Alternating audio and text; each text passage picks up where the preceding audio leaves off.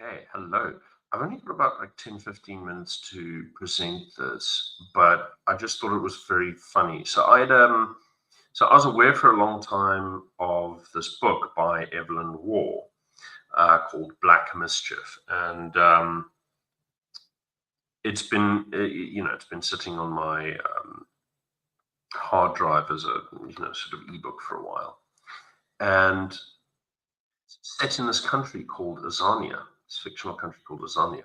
Now, as a South African, I know that this is what radical black nationalists want to call South Africa. And recently, the ATM party, which is used to be Zuma's vehicle for disrupting the ANC as punishment for kicking him out.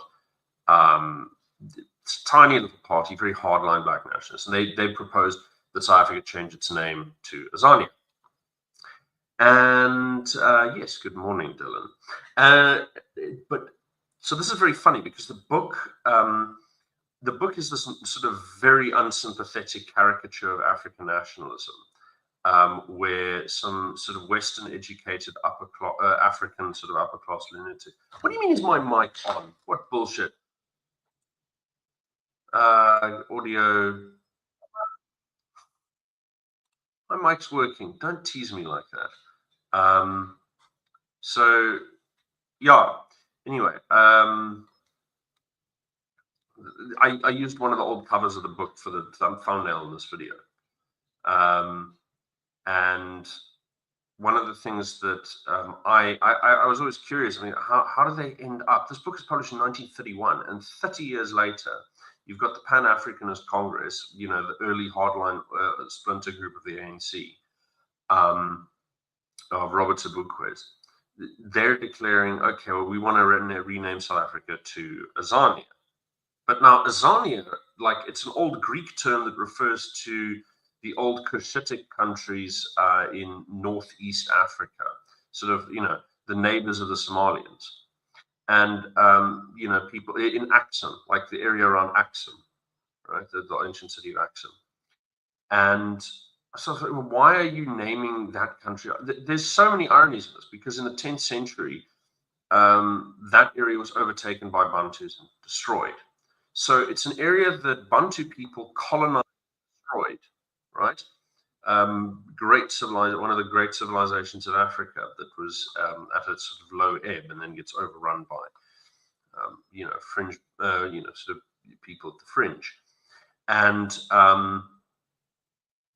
I thought, okay, well, this is an insane coincidence. It shows that people don't read, but it gets worse than this. So there's a book by Tom Lodge. Now, Tom Lodge is like, if you want a bit like good history of 20th century South Africa, you want to get Tom Lodge. Now, let me just find this book, because it's got a boring title like History since 1945 or something.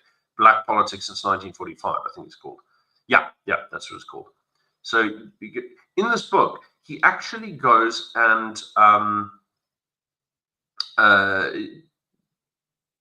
he was it's three guys from the PAC: Peter Raboroko, Patrick Duncan, and Reginald Ntantala, right? So they advocated this name for some an editorial of a radical Algerian paper in like a French sort of publication in 1965. And the thing is, they actually contacted Evelyn Waugh, who wrote this novel. And so his reply was very brief. And he says, as you should know, it is the name of an ancient East African kingdom.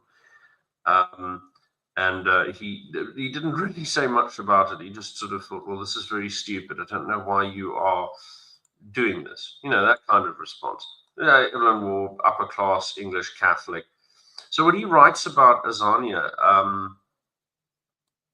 is basically you've got this sort of upper class twit, like black upper class twit, who's like the heir to some sort of big sort of native dynasty, and he comes down.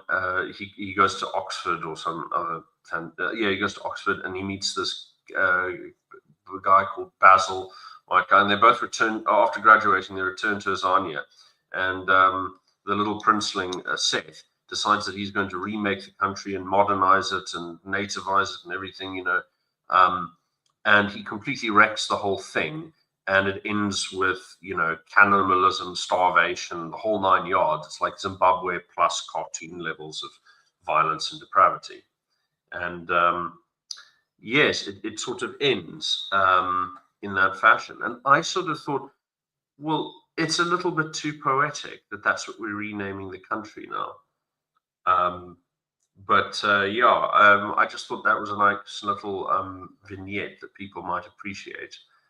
Is people, the radical nationalists today, trying to basically turn the country into a fictional version of itself that is, in every way, they're becoming a parody of themselves in the most cartoonish fashion possible, and I think it's very enjoyable to watch.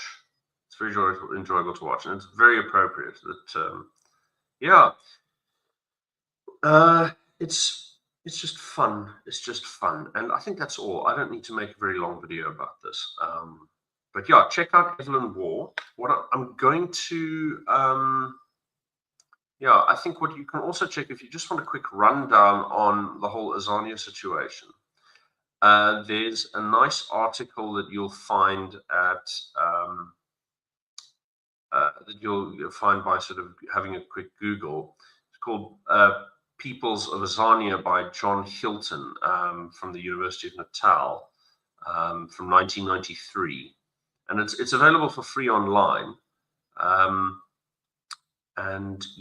So have a look at that. It's a very short little article that sort of goes through what's known about the original Azania, how the name cropped up, and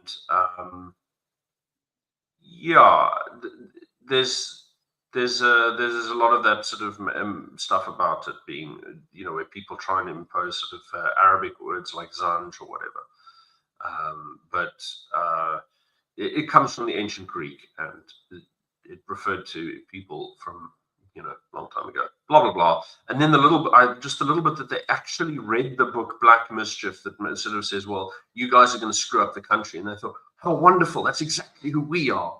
Like